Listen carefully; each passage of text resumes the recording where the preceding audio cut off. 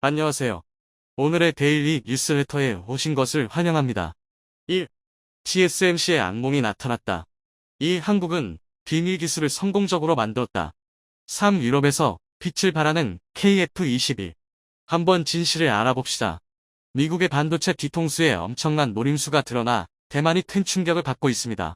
이는 삼성과 SK가 기술력을 키우지 않는다면 한국 또한 같은 상황에 처할 수 있다는 우려로 이어지고 있습니다. 최근 삼성의 놀라운 결정토, 이런 배경에 있다는 분석입니다. 대만을 분노하게 만든 미국의 황당한 전략. 무슨 일이 발생했는지 자세히 알아보겠습니다. 미국 전문가들은 중국이 2025년이나 2027년에 대만을 무력으로 지배하려는 시도를 본격화할 것이라 전망한 바 있습니다. 중국은 대만을 미수복 지역으로 보고 있어 언제든지 전쟁터가 될 수 있다는 것입니다. 중국 내에서는 자국에 절대 필요한 TSMC를 갖기 위해서라도 무력 통일에 나서야 한다는 주장이 나오고 있습니다. 최근에도 중국은 대만 쪽으로 군용기 28대와 군함 4척을 보내 무력 시위를 했습니다. 시진핑 또한 미국 보란 듯 대만 통일이 소원이라며 강철 만리장성을 쌓겠다고 언급했죠. 침공시 대만 반도체 공장 점거가 최우선 과제가 될 것이란 분석입니다. 미 FBI 국장은 틱톡이 중국의 대만 침공시 여론전 도구가 될 것이라 밝혔습니다. 중국 정부가 틱톡을 사용해 수백만 명의 데이터를 통제할 수 있고 침공할 경우엔 짧은 형식의 비디오로 여론을 형성할 수 있다는 것입니다. 이런 상황에 중국이 대만을 침공하면 미국이 TSMC를 파괴할 것이라는 주장이 나와 주목을 받고 있습니다. 트럼프 행정부에서 국가안보보좌관을 지낸 로버트 오브라이언의 발언으로 최근 카타르에서 열린 글로벌 안보 포럼의 화상으로 참석해 중국이 대만을 침공하면 반도체 공장이 넘어가는 것을 막기 위해 미국이 이를 먼저 파괴할 것이라는 주장들 했습니다. 그리고 중국이 TSMC를 장악한다면 실리콘칩의 새로운 석유 수출국 기구 오펙이 될 것이라며 시진핑 정부가 세계 경제를 통제할 수 있다는 우려를 나타낸 상황입니다. TSMC는 칩 제조 분야에서 전 세계 시장의 약 55%를 점유하고 있습니다. 이는 오펙의 석유 시장 점유율 40%보다도 훨씬 높은 수치입니다. 오브라이언 전 보좌관은 미국의 TSMC 파괴를 1940년 영국 해군이 프랑스 해군 함정을 공격한 캐터펄트 작전에 비유했습니다. 프랑스가 나치 독일에 항복한 상황에서 독일이 프랑스 함대를 확보해 영국 침공에 나설 것이란 우려로 선제적으로 이 함대를 공격한 사건입니다. 프랑스 해군 함대는 북아프리카 알제리 항구 근처에 정박해 있었는데 1300여 명의 프랑스군이 타고 있었습니다. 당시 영국 처칠 총리는 이를 두고 가장 잔인하고 고통스러운 결단이라고 표현했습니다. 전직 정부 고위 관료의 이러한 발언은 대만의 전략 자산을 유사한 시각으로 바라보고 파괴할 수 있다는 점을 암시하고 있습니다. 미국이 대만 반도체 공장을 파괴해야 한다는 주장은 이전에도 있었습니다. 지난 2021년 미국의 유명학자 2명은 육군대학 논문에서 중국이 무력으로 점령할 경우 대만을 매력적으로 만들지 않으면서 점령 비용도 많이 들도록 초토화 전략을 계획해야 한다는 발표를 했습니다. 그들은 미국의 동맹국인 한국의 본사를 둔 삼성이 최첨단 반도체 생산을 위한 유일한 대안이라고 덧붙였습니다. TSMC는 인공지능과 무기 등에 쓰이는 전 세계 첨단 프로세서의 90%를 생산하고 있습니다. TSMC가 대만을 지키는 큰 산이자 강이라 불리는 이유입니다. 외신들은 중국이 대만을 침공한다면 세계 경제의 사상 최대 충격이 될 것이라며 지난 1929년 대공황 때보다 심각한 상황이 볼 수 있다고 내다봤습니다. 대만 내부에서는 이런 파괴 발표에 절대 용납할 수 없다는 반응을 보이고 있습니다. 대만 국가안보국은 반도체 공장이 세계 공급망에 깊숙이 통합돼 있어 미국이 물리적으로 파괴하지 않더라도 생산물 중단시킬 수 있게 유사시 반도체 공장을 파괴할 필요가 없다는 반박을 했습니다. 중국이 황금알을 낳는 암탉을 잡았더라도 황금알을 낳을 수 없다는 설명입니다. 대만 해협은 우크라이나처럼 동아시아의 화약고로 여겨지고 있습니다. 미국은 러시아의 우크라이나 침공 이후 중국의 대만 침공을 가상한 대응 방안 연구에 박차를 가하고 있습니다. TSMC 등 대만의 첨단 반도체 산업에 투자를 마치고 있는 상태입니다. 대만 언론은 대만이 최악의 상황이 되면 미국이 TSMC 엔지니어를 최우선으로 비행기에 태워 자국으로 탈출시키는 것을 고려하고 있다는 폭로를 했습니다. 대만에서 전쟁이 벌어진다고 해도 미국이 참전해야만 할 의무는 없습니다. 그러나 미국 바이든 정부가 군사적 지원을 제공하겠다는 이유도 당장 도와주지 않는다면 자국 산업에 막대한 피해가 가기 때문입니다. 미국은 아이폰부터 첨단 무기의 1위까지 반도체의 70%가량을 대만에 의지하고 있습니다. TSMC는 차량용 반도체 또한 약 60% 이상들 만들고 있습니다. 반도체 시장 규모는 대략 6천억 달러 수준이지만 기타 기기에 타격되는 영향력까지 포함하면 천문학적 규모로 커질 수 있는 것입니다. 블룸버그는 TSMC가 전쟁으로 파괴되면 세계 경제에 1조 달러 가량의 타격이 돌 것이라 분석했습니다. 이는 전 세계 반도체 기업 연 매출의 약 2배 정도입니다. 장중모 TSMC 창업자는 TSMC에서 출발하는 실리콘 쉴드가 중국의 공격으로부터 대만을 보호할 수 있다고 언급하기도 했습니다. 14억 인구의 거대 중국을 상대로 2300만 인구의 섬나라 대만이 1점 태세를 보일 수 있는 것은 반도체 덕이라는 주장입니다. 미국을 비롯한 서방 국가들이 TSMC가 중국의 손에 들어가지 않도록 끝까지 대만을 지킬 것이라는 믿음을 보인 것입니다. 1979년 미중 수교 이후 줄곧 중국과 대만 사이에서 줄타기 외교를 해왔던 미국의 태도가 변화된 것도 TSMC 때문이라는 설명입니다. 작년 8월 대만을 찾은 펠로시 하원 의장이 가장 먼저 만난 이도 TSMC 회장이었죠. 미국은 자국의 이익과 직결되면 이를 공격하거나 파괴하는 걸 방관하지 않습니다. 1990년 이라크가 쿠웨이트를 침공하자 즉시 뛰어들었는데 당시 최고 전략물자로 여겨졌던 석유 때문이었죠. 중국 역시 첨단 반도체를 독자적으로 생산할 때까지 대만을 침공하지 못할 것으로 기대하고 있습니다. 대만 반도체 혁신은 2035년까지 경제력을 2배 늘리고 핵심 산업을 발전시키려는 계획이 불가능해지기 때문입니다. 하지만 외신은 TSMC 실리콘 방패 이론이 시간이 흐를수록 효력을 잃고 있다고 우려했습니다. 대만 교수는 1980년대 일본 반도체 경기가 호황의 당시 미국이 이를 무너뜨렸던 것처럼 현재 대만과 한국이 시스템 반도체와 메모리 반도체를 독점하는 상황에서 미국이 과거 역사를 반복할 수 있다는 경고를 했습니다. 미국은 1985년 일본과 엔화 절상을 띠대로 한 플라자 합의를 체결했습니다. 이듬 해에는 미국 칩 사용을 늘리는 미일 반도체 협정도 밀어붙였고 이러한 조치에 일본 반도체는 하향 곡선을 그린 바 있습니다. 현재도 미국은 한국과 대만 반도체 기업을 크게 압박하고 있는데 이들 기업을 유치하는 동시에 자국 기업을 키우려는 야욕을 보이고 있습니다. 미국은 절대 대만을 중국에 넘기지 않겠다는 입장을 보이지만 미국 내 반도체 기지가 충분히 세워졌을 경우에는 다른 판단을 할 수 있습니다. 대만의 반도체 공급망을 미국 내 복제하겠다는 의도로 풀이되고 있습니다. 바이든 정부는 중국에 있는 TSMC 인재들이 미국으로 옮겨 몰 것을 권장하고 있습니다. 견고한 대만의 실리콘 방패에 금이 가는데 미국이 방아쇠를 당겼다는 분석입니다. TSMC는 미국의 압박에 투자를 대폭 확대하고 있습니다. 지난해 말 애리조나 공장에 대한 투자 규모를 애초 계획의 3배인 400억 달러로 확대한 것도 이러한 압박 때문이라는 분석입니다. 2026년부터 3나노 공정 기술을 활용해 반도체 생산물 시작할 예정입니다. 하지만 투자비 증가 등으로 실익은 크게 없다는 의견이 많습니다. 장중모 TSMC 창업자는 현재 추세로 가면 대만 반도체 산업의 공동화가 불가피하다고 경고했습니다. 해외 생산 비중이 커질수록 전략적 가치가 떨어지게 된다는 주장입니다. 러몬트 상무장관도 반도체 지원법의 핵심 목표가 대만 반도체 의존을 줄이고 미국에서 생산하게 하는 것이라 말했을 정도입니다. 대만 정치대 교수는 3-5년 후 TSMC의 중요성은 약해질 것이라며 대만 정부는 또 다른 산업을 육성해야 한다고 경고했습니다. 대만은 한국과 마찬가지로 반도체 의존 국가입니다. 한국은 자동차와 선박, 화학, 배터리 등 다양한 산업을 키우지만 대만에서 반도체는 경제의 쌀이자 생명줄과 같습니다. 반도체 대기업 수는 대만이 28개로 한국 12개의 2배 이상입니다. 대만 반도체 산업의 연간 생산액은 명목 GDP의 20% 수준에 이릅니다. 수출 규모는 전체 수출액의 3분의 1을 넘습니다. 대만 내 반도체 업계의 설비 투자 규모에 따라 민간 투자 규모까지 달라질 정도입니다. 세계 최대 반도체 시장인 중국과 거래를 끊기도 쉽지 않은 상황입니다. 대만의 대중국 무역 흑자는 1,700억 달러로 이중 반도체가 1,000억 달러에 이르기 때문입니다. TSMC 반도체 생산 공장은 본사를 포함해 모두 14곳이 대만 전역에 퍼져 있습니다. 대만 정부가 실리콘 방패를 유지하고 싶어 해도 TSMC에 이래라 저래라 간섭하긴 어렵습니다. 현재 TSMC 전체 지분에서 대만 정부 지분율은 6.4%에 불과하기 때문입니다.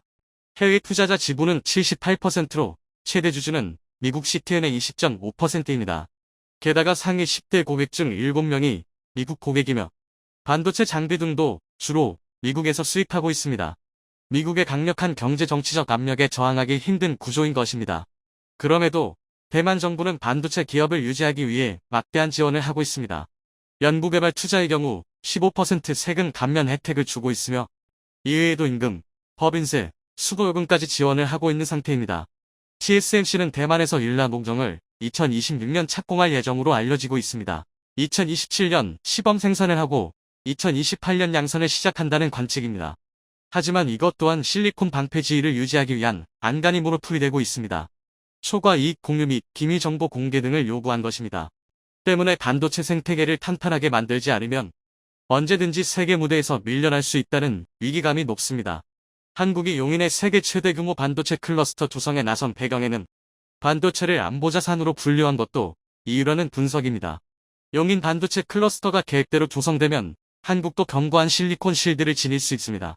전문가들은 현재 중국이 대만을 위험할수록 한국의 가치가 커진다며 지렛대를 활용해 미국과 협상을 해야 한다고 밝히고 있습니다.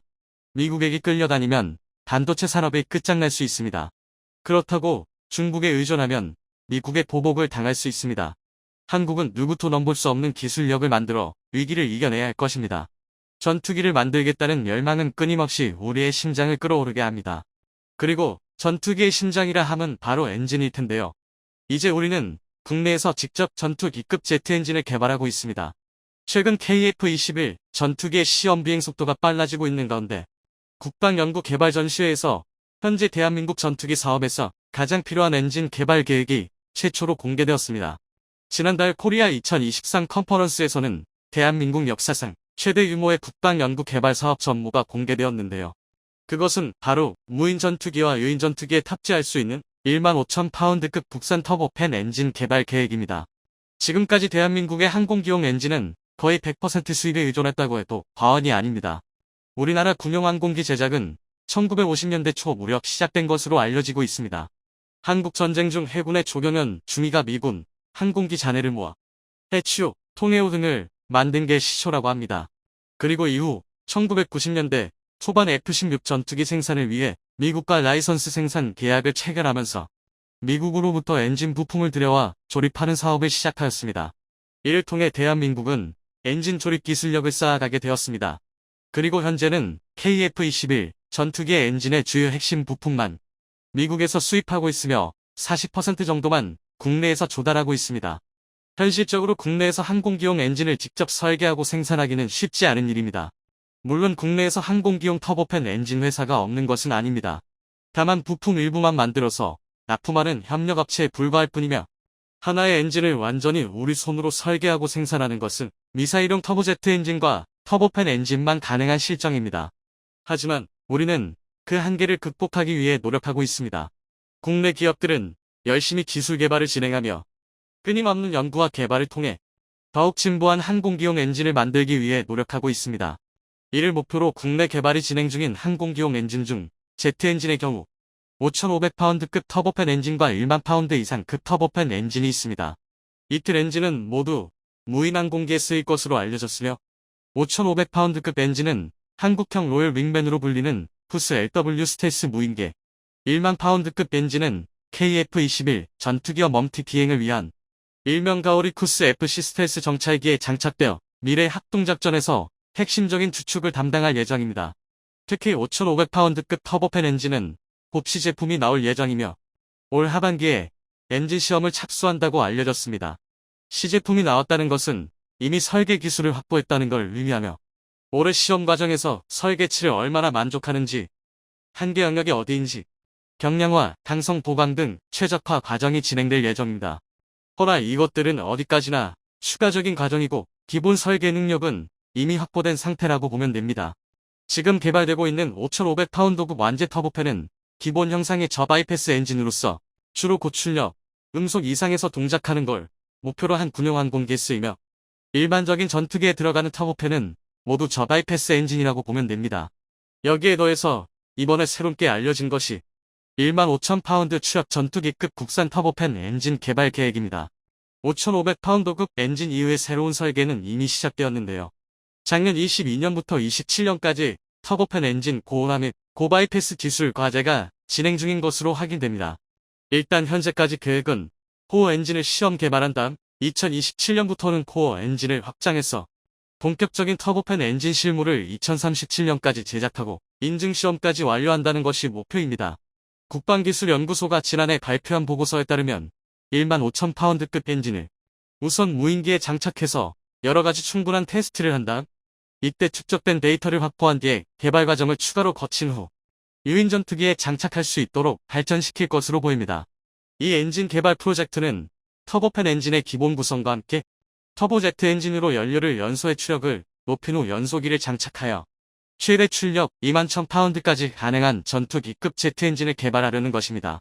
이는 KF-21 전투기에 장착된 제너럴 일렉트릭 F414 엔진과 유사한 성능을 가질 것으로 예상됩니다. 현재 국산 제트 엔진을 장착할 수 있는 국가는 미국, 중국, 러시아, 프랑스밖에는 없습니다.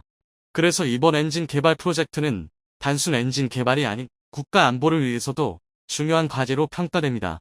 현재 일본과 유럽 국가들은 국제 공동 개발을 통해 전투기용 엔진을 개발 중이지만 우리는 국내 기술력으로 세계 최고 수준의 전투기용 엔진 개발을 목표로 삼고 있어 그 의미가 남다릅니다.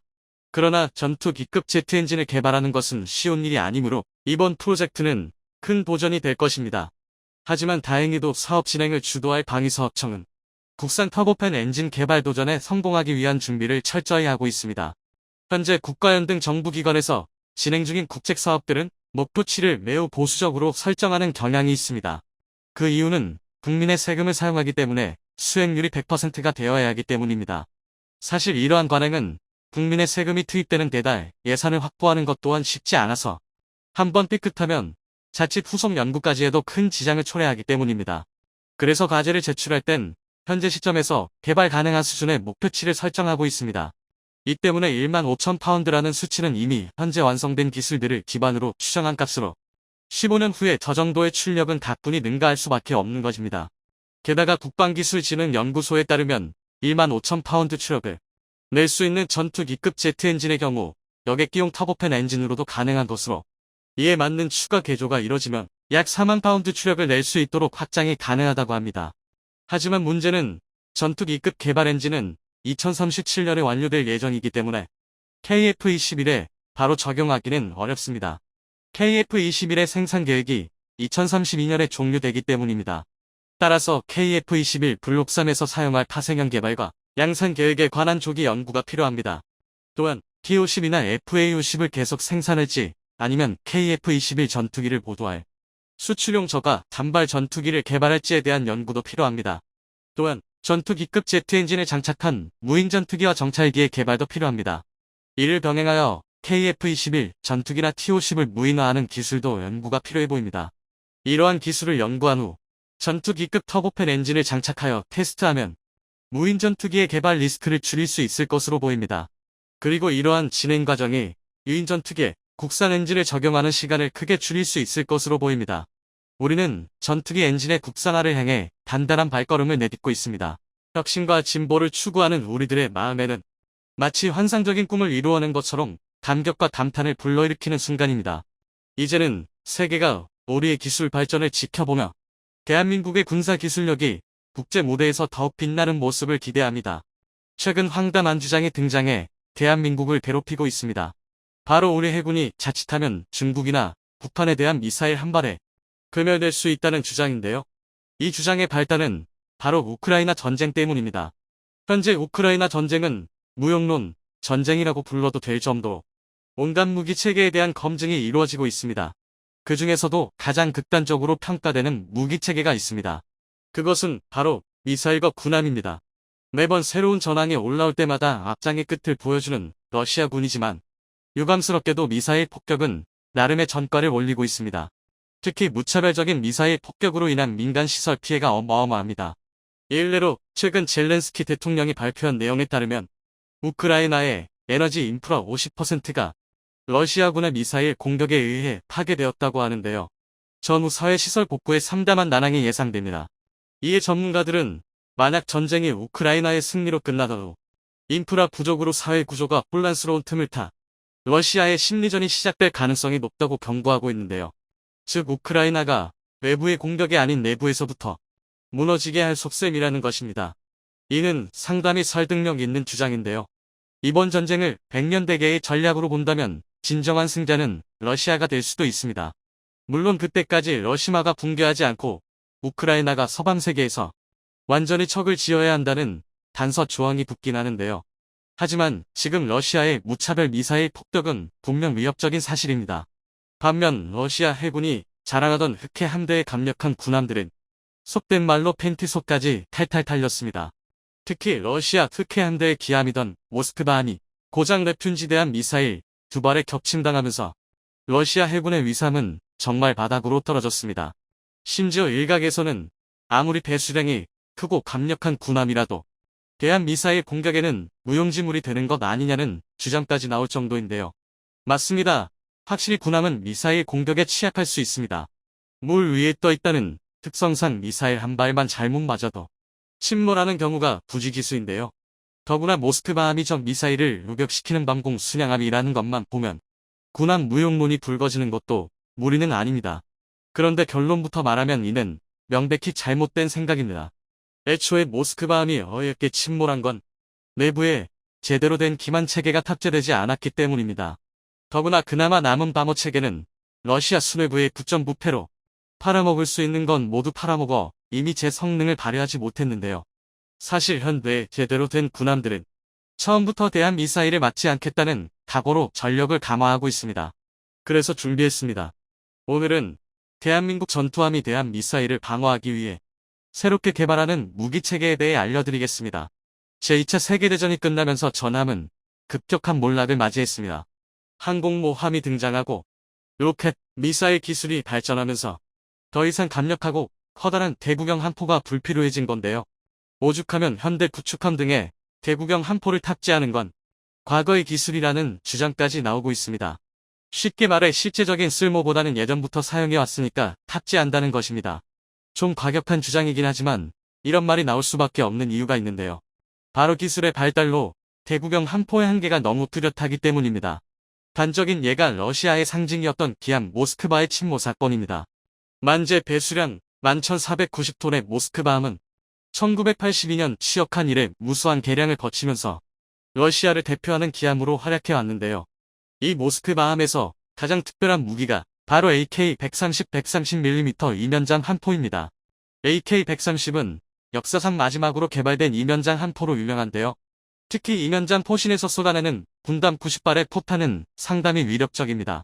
게다가 이 포는 90톤에 달하는 육중함 무게로도 양각이 80도 이상이라 제한적인 대공 포격까지 가능합니다.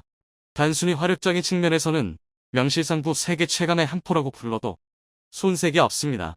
하지만 AK-130에는 치명적인 단점이 있습니다. 다름 아닌 유효 사거리가 최대 30km밖에 안 된다는 것입니다. 수평선에서부터 적을 탐색하는 현대 해전에서 이 정도 사거리는 거의 근접전이라 해도 과언이 아닙니다. 이로 인해 특수한 경우를 제외하면 현대 해전에서 대구경 함포를 사용하는 일은 거의 없다는 것입니다. 반면 대구경 함포의 자리를 대신한 미사일의 사거리는 함포와 비교할 수준이 아닌데요. 일례로 모스크바함을 겹치면 우크라이나군의 넵튠 대한 미사일의 사거리는 280km에 달합니다. 이는 모스크바함의 함포에 비해 무려 9배나 긴 건데요. 이 때문에 대한 미사일은 함선을 위협하는 가장 치명적인 공격 무기로 평가받습니다. 더군다나 대한 미사일에는 대부분 시스키밍 기술이 적용되어 있습니다. 시스키밍은 해수면 기준 50m에서 최대 2m 이하로 낮게 비행하는 기술인데요. 레이더의 탐지판은 기본적으로 직진의 성격을 갖기 때문에 수평선 아래에 있는 물체를 탐지하는 게 불가능합니다. 그런데 시스키밍 미사일은 수면에 가까이 비행하면서 최대한 오랜 시간 수평선 아래에 머물게 됩니다. 다시 말해 레이더상으로는 아무것도 없던 수평선에서 갑자기 미사일이 튀어나오는 것처럼 보이는 것입니다. 실제로 시스키밍 대한 미사일의 탐지 시간은 미사일의 속도에 따라 다르지만 통상적으로 짧으면 25초, 길어도 180초가 넘지 않습니다. 즉, 이 짧은 시간 안에 대한 미사일을 격추시켜야 하는 건데요. 이 덕에 시스키밍 기술이 적용된 대한 미사일은 높은 고도에서 날아오는 대한 미사일보다 격추하기가 더 어렵습니다. 그러니 아무리 모스크바함이 러시아의 기함이라 하더라도 레이더가 제대로 작동하지 않았다면 이런 넵튠 미사일을 격추하기란 사실상 불가능한 게 단면한데요. 상황이 이렇다 보니 일각에서는 대한민국의 해상 전력에 대한 경고의 목소리가 나오고 있습니다. 과연 모스크바안과 대한민국의 함점이 다를 게 있냐는 것입니다.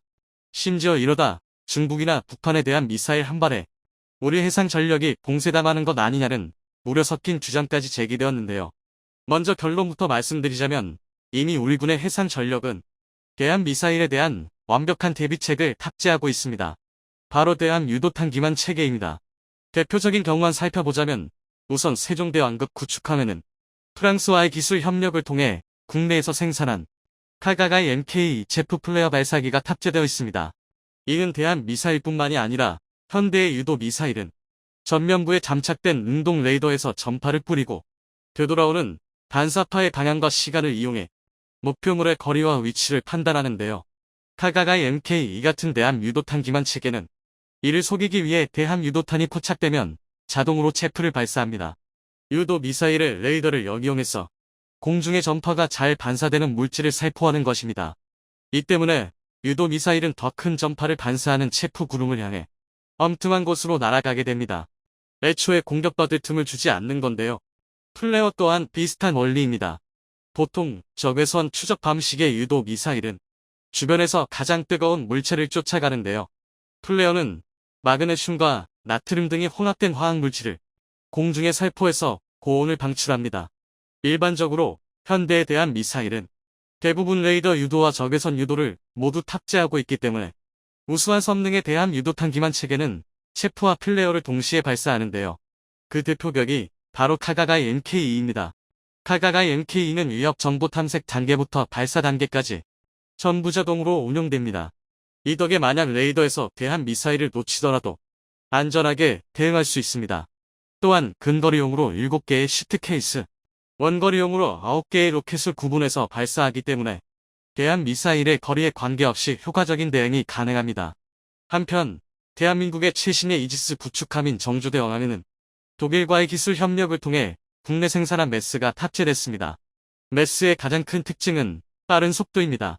메스는 2.5초 이내에 중량 295kg의 소형화된 발사 체계로 적의 미사일에 대응이 가능합니다. 특히 높이, 방위 거리, 발사 탄수, 발사 간격을 매우 유연하게 운용이 가능하고 체프 플레어를 자안과 거의 유사한 형태로 살포할 수 있습니다. 이게 가능한 건 전 세계에서 메스가 유일한데요. 잠점은 또 있습니다. 최신의 기만 체계인 칼가가이 MK2와 같은 첨단 장비는 근거리와 원거리에 따라 슈트 케이스와 로켓을 따로 발사한다고 말씀드렸는데요. 이는 탄종에 따라 발사거리, 고도, 반응시간, 지속시간, 레이더 반사 면적이 모두 다르기 때문입니다. 하지만 메스에 탑재된 다연력 연막탄 32발로 다양한 사거리에 대응할 수 있습니다. 이런 탁월한 확장성과 편리함 덕분에 메스는 전세계 대함 유도탄 기만 체계 경쟁에서 독보적인 우위를 선점하고 있는데요. 그런데 얼마 전 한국이 개발하는 대함 기만 체계는 메스나 칼가가이 MK2보다 더 진보된 기능이 탑재됐습니다. 바로 MMW 레이더 탐색 기능을 보유한 대함 미사일에 대응이 가능합니다. MMW 레이더는 쉽게 말해 더욱 선명한 화질의 레이더인데요. 그런데 여기서 문제는 2010년 이후에 개발된 러시아, 북한 등의 신형 대함 미사일에 MMW 레이더 탐색기가 탑재된 저망이 포착되었다는 것입니다. MMW 레이더 탐색기가 탑재되면 기만 체계를 구별하는 능력이 획기적으로 개선됩니다. 쉽게 말해 대한민국이 보유한 구형 대함 미사일 대응 체계가 허울만 좋은 반쪽짜리가 된다는 것입니다. 이 때문에 우리 군에 비상이 걸렸는데요. 하지만 다행히 한국과 프랑스가 기술 협약을 통해 최신의 국산 기만 체계를 개발했습니다. 그것은 바로 K-알박NG입니다.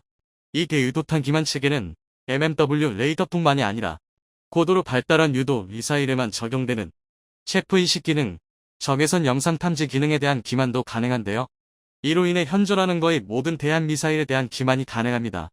2차 세대 기만 체계는 프랑스와의 기술 협약을 통해 생산되었지만 발사, 제어 시스템 같은 핵심 기술이 국산화에 모두 성공해서 향후 어떠한 성능 개량도 우리 마음대로 할 수 있는데요. 사실 그동안 우리 군의 대함 유도탄 기만 체계는 수입에 의존하거나 라이선스 생산에 의존해 왔습니다. 아직까지 대한민국이 한 번도 도전해 보지 않은 체계이기 때문에 현실적으로 기술력이 부족했던 건데요. 하지만 프랑스와의 기술 협력을 통해 차세대 기만 체계인 K-알박NG를 개발하면서 관련 기술을 충분히 습득할 수 있었습니다. 이 말 뜻은 더 이상 외산 기반 체계를 쓰면서 감지를 당하지 않는다는 것입니다. 특히 여기서 괄목할 만한 건 국산화뿐만 아니라 적의 변화에 최대한 빨리 대응이 가능해 급변하는 상황에도 효과적인데요. 또 이 기술을 더욱 고도화해 다른 무기 체계에도 적용할 수 있어 우리 대한민국의 국방력이 더욱 향상될 수 있게 됐습니다. 빠른 시일 내에 대한민국의 모든 함선에 우리 독자 기술이 녹아든 대한유도탄 기반 체계가 탑재되길 기대하겠습니다.